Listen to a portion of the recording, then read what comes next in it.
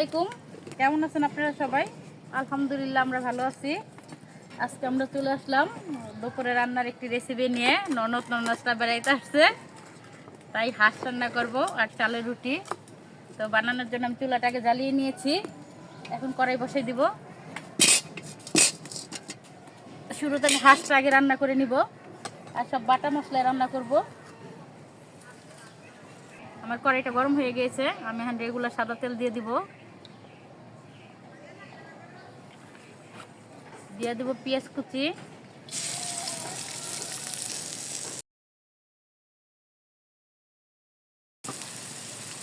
দিয়ে দেবো হালকা একটু লবণ যাতে তাড়াতাড়ি পেঁয়াজটা মধ্যে যায়। পেঁয়াজটাকে ভেজে নিব আগে।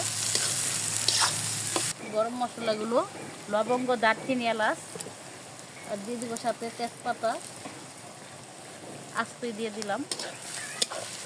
আমি আদা রসুনের পেস্ট, আমার পেস্টটা ভাজা হয়ে গেছে।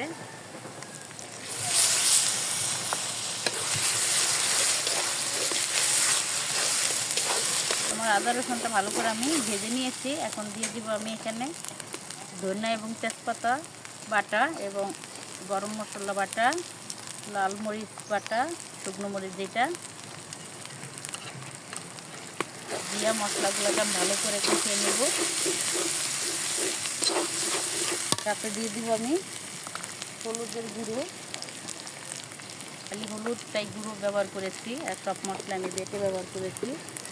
এখানে মশলাগুলোকে ভালো করে কষিয়ে নেব।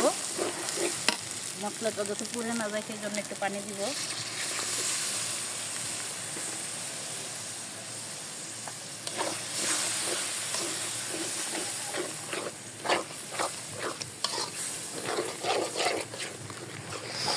দিব দিয়ে মাংসটাকে ভালো করে কষিয়ে নেব।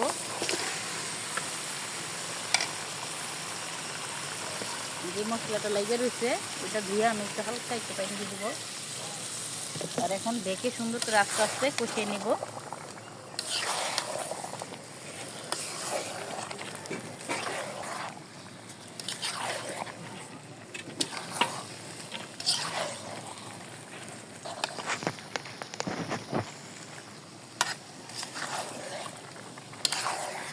এখন আমি ঢাকনা দিয়ে ঢেকে দিব আর আস্তে আস্তে এইভাবেই লেড়ে লেড়ে কষিয়ে নিব।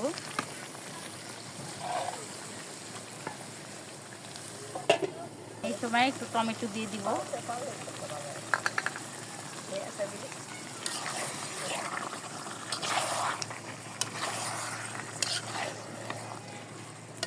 আমি আস্তে আস্তে কষিয়ে নিব। ঢাকনাটা খুলে একটু আমি লেড়ে দিব।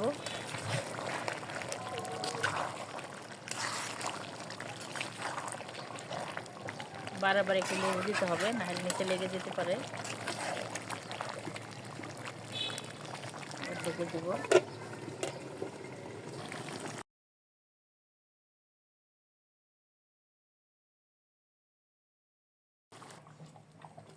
চালের রুটি বানানো হবে, তাই আটা সিদ্ধ করে নেওয়া হচ্ছে। ভালো করে এভাবে কষিয়ে নিয়েছি। এখন আমি পানি দিয়ে দিব, যেহেতু আমি রুটিটা খাবে একটু ঝোল রাখবো তাই কড়াই ভরেই পানি দিব। কড়াইটা আধ কষিয়ে দেয় সুন্দর।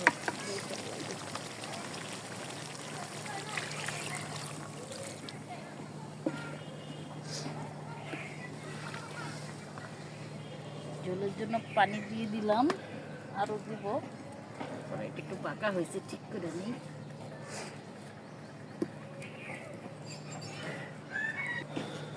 পানি দিয়ে দিব।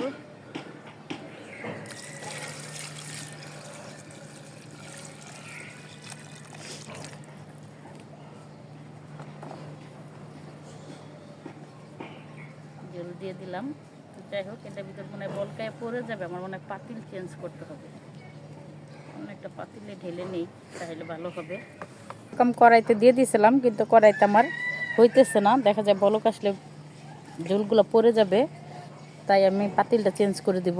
একটা পাতিলে ঢেলে দিব, যেহেতু আমি একটু ঝোল রাখতে হবে, তাই আমার এখন কড়াইটা আমি চেঞ্জ করে নিই। খুলে দেখবো আমার আটাটা সিদ্ধ হয়ে গেছে।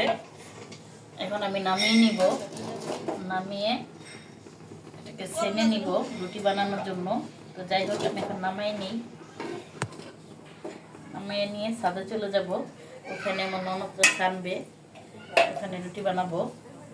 তো চলে যাই এখন। জন্য আটাগুলো ছেনে নেওয়া হইতেছে। যাই হোক, এখানে আমার ননদ, আম্মা এবং ননাসও আছে, ওয়াজ শুনতেছে। সবাই আমার ননাসের জন্য দোয়া করবেন, আল্লাহ যেন হারে নেখাত দান করে এবং সুস্থ থাকে। আর এখানে আটাগুলো ছেনে নেওয়া হইতেছে। তো সেনতে থাকুক, দেখাবো সব কিছু আস্তে আস্তে।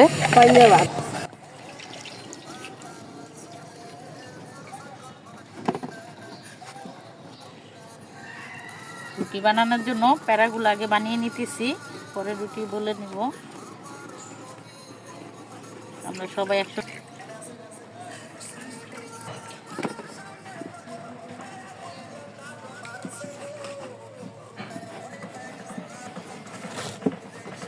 প্যারাটাকে ভেঙে নেই, রুটিটা বলতে সুবিধা হইব।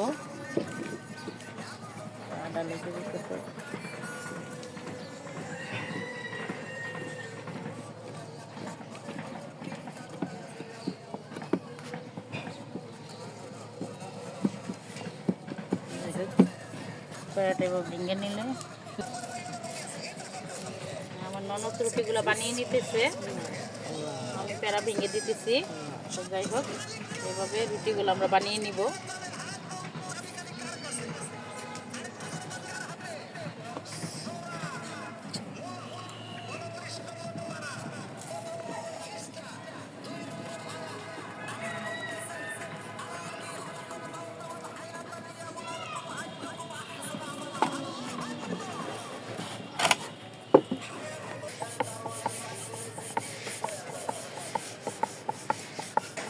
এভাবে রুটিগুলো বানিয়ে নিতেছে।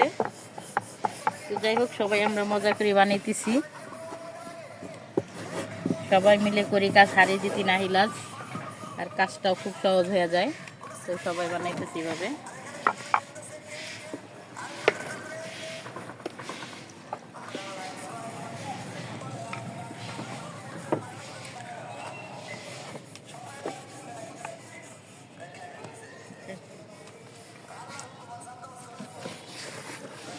আমি প্যারাগুলো বানিয়ে দিতেছি।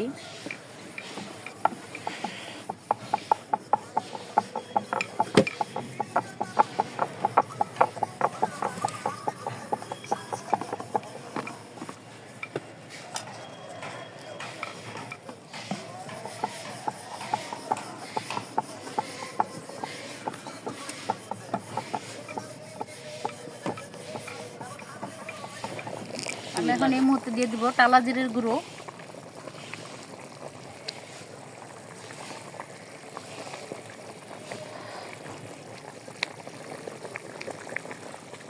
হয়ে গেছে, আর একটু জলটা টানিয়ে আমি নামিয়ে নিব।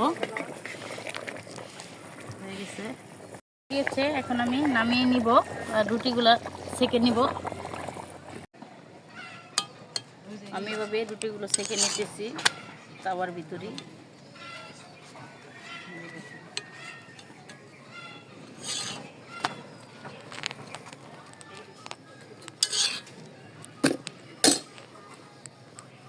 এরকম করে আমি সবগুলো রুটি সেঁকে নিব।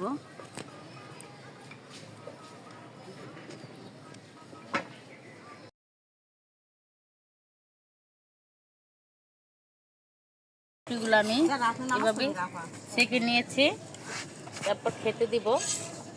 এরকম সেঁকে প্রায় হয়ে গেছে, আর কয়েকটা আছে। যাই হোক, আমার হাঁসের মাংস রান্না হয়ে গেছে, রুটি বানানো হয়ে গেছে, এখন সবাইকে খেতে দিয়ে দিব। তো আমাদের কেমন লাগলো ভিডিওটি? যদি ভালো লেগে থাকে আমাদের চ্যানেলটি সাবস্ক্রাইব করে আমাদের পাশে থাকবেন। আল্লাহ হাফেজ।